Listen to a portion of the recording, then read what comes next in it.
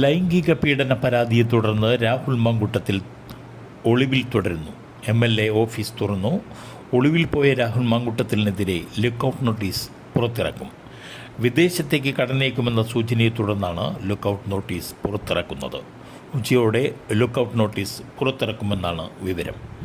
അതിജീവിത പരാതി നൽകിയ വാർത്ത പുറത്തു വന്നതിനെ തുടർന്ന് രാഹുലിൻ്റെ 2 ഫോണുകളും സ്വിച്ച് ഓഫായിരുന്നു. കുറച്ചു നേരം മുമ്പ് ഇയാളുടെ ഫോണുകൾ സ്വിച്ച് ഓൺ ആയെങ്കിലും എവിടെയാണെന്നുള്ളതിൻ്റെ കുറിച്ച് വ്യക്തമായ വിവരം ലഭിച്ചിട്ടില്ല. ഗർഭഛിത്രം നടത്താൻ മരുന്ന് വാങ്ങി നൽകിയ ഇയാളുടെ സുഹൃത്ത് ജോബി ജോസഫും ഇപ്പോൾ ഒളിവിലാണ്. MES president Fazal Gafoor enforcement directorate കസ്റ്റഡിയിൽ. നെടുമ്പാശ്ശേരി വിമാനത്താവളത്തിൽ നിന്നും നാടകീയമായാണ് ഫസൽ ഗഫൂറിനെ കസ്റ്റഡിയിലെടുത്തത്. ഓസ്ട്രേലിയയിലേക്ക് പോകാൻ എത്തിയതായിരുന്നു ഫസൽ ഗഫൂർ. കസ്റ്റഡിയിലെടുത്ത ഫസൽ ഗഫൂറിനെ കൊച്ചി ED ഓഫീസിൽ വെച്ച് ചോദ്യം ചെയ്ത ശേഷം വിട്ടയച്ചു. നേരത്തെ പലതവണ ഫസൽ ഗഫൂറിന് ED നോട്ടീസ് അയച്ചിരുന്നതായാണ് വിവരം. എന്നാൽ EDക്ക് മുന്നിൽ ഹാജരാകാത്തതിനാൽ ഇന്ന് വിമാനത്താവളത്തിൽ നിന്നും കസ്റ്റഡിയിലെടുക്കുകയായിരുന്നു. കളമശ്ശേരിയിൽ ചരക്ക് തീവണ്ടി പാളം തെറ്റി.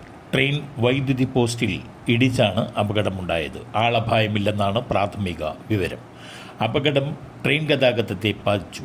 5:30 ട്രെയിൻ ഗതാഗതം പുനഃസ്ഥാപിക്കാൻ കഴിയുമെന്ന് റെയിൽവേ വൃത്തങ്ങൾ അറിയിച്ചു.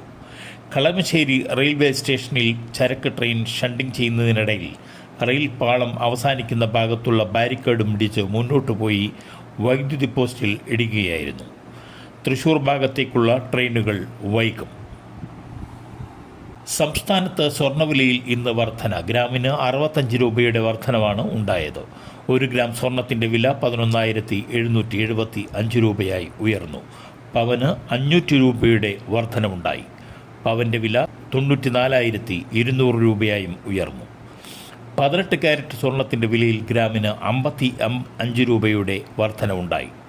സ്പോട്ട് ഗോൾഡിൻ്റെ വില 4,175 ഉയർന്നു. കഴിഞ്ഞ ദിവസം സ്പോട്ട് ഗോൾഡിൻ്റെ വിലയിൽ 0.2% ഇടിവ് രേഖപ്പെടുത്തിയിരുന്നു.